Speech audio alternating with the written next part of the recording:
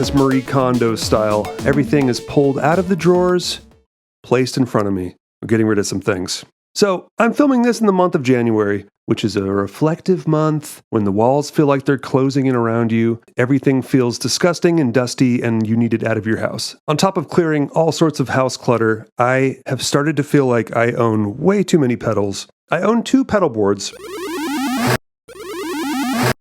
that I use all the time. I'm very happy with both of them. The rest of these, I've kind of lost free time to warrant still owning them. For the most part, they sit in my little 3 drawers down here. At this point, I think they'd be better off in someone else's hands. But I figured we'd go through this and get some content out of it. We're going to divide everything into 4 categories. Number 1 being the non-negotiable keepers. This is stuff that has mostly sentimental attachment, or it's stuff that I absolutely need to achieve the sound that I love. The next category is actual important stuff. This is stuff I use all the time, it just doesn't happen to live on a pedal board. After that, we'll move into the semi-important stuff, which is stuff that I use here and there, but I could probably easily part with. The final category is stuff that's going to get purged.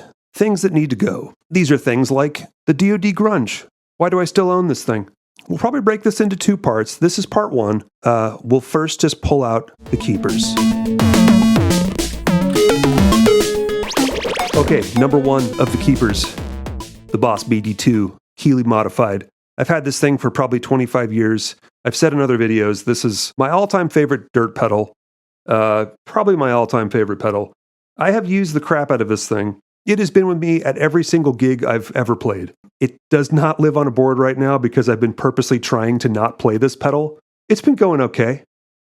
I've got some things that I like that aren't this, but I do love this sound. I will always love this sound. This thing's going nowhere. The next sentimental keeper pedal is the DoD Juice Box. This is my very first pedal that I ever purchased. I think I was 12 years old. I still have it. It still works. It kind of didn't work until recently. I had it fixed up by my friend Tim from Circuitous. Thanks, buddy. It's kind of a tube screamer. It doesn't sound like insanely good or anything, but I've always liked this thing. I use it from time to time, and I'm glad it works properly now. The only remaining sentimental pedal in my collection is the Ren & Cuff Mercy Fuck. The only reason this is sentimental is because I worked for these guys for about 6 years, and this is the only thing left from that little collection that I had from them. We were sometimes given pedals, and it was a lovely thing that he would do for us, but I didn't keep much of them. I'm not really a big muff kind of guy, and they specialize in big muffs, but this is its own special thing. It's like a 1-knob overdrive to dirt bordering on fuzz territory. I love this thing. It sounds great on drum machines, comes and goes on pedal boards here and there for me. The next non-negotiable, the Digitech Synthwa. I've made several videos about this thing. I love this pedal. Every time I plug this in, it brings me great deals of joy, so it's staying.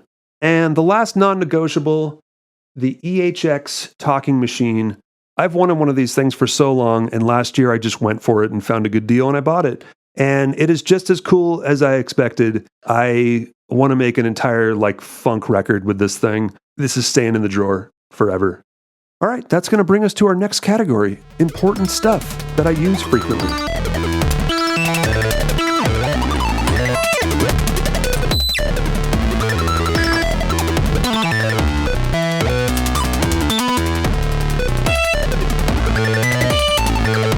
All right, we'll start with a little pairing of important pedals.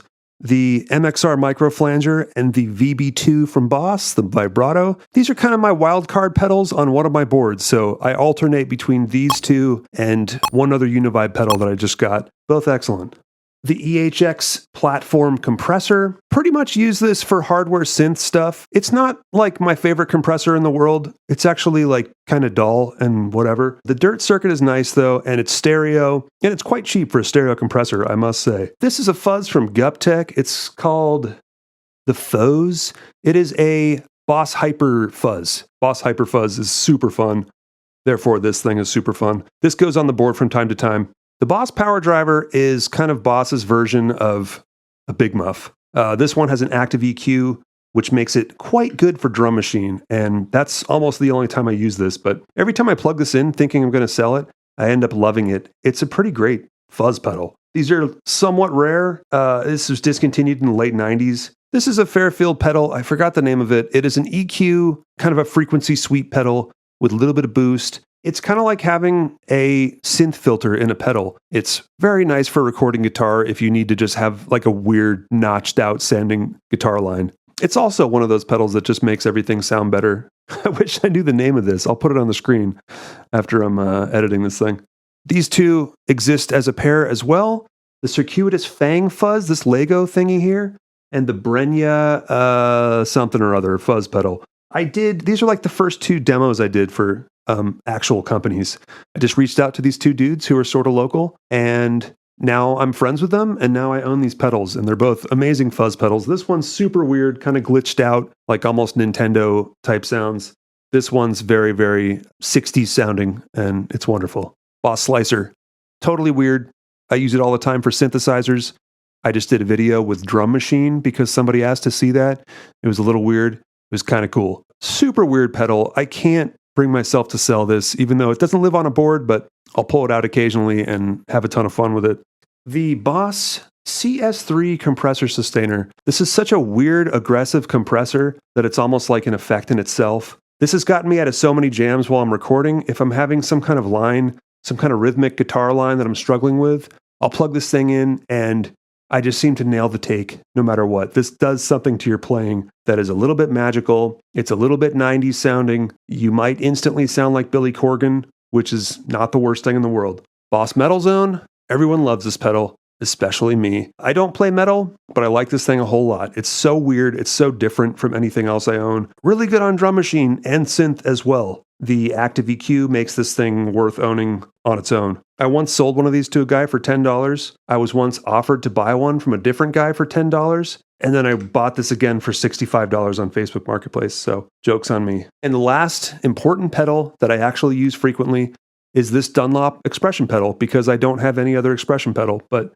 it's solid. It's tank-like. It's not my favorite expression feeling in the world, but it is mini, so it doesn't take up that much space. Sometimes you got to express things with your feet. All right, that's going to do it for part 1 of I Have Too Many Pedals. Stick around for part 2. We're going to go through the semi-important things and the things that need to get purged immediately. I might even play some guitar at some point. We'll see. Thanks for sticking around. Thanks for watching.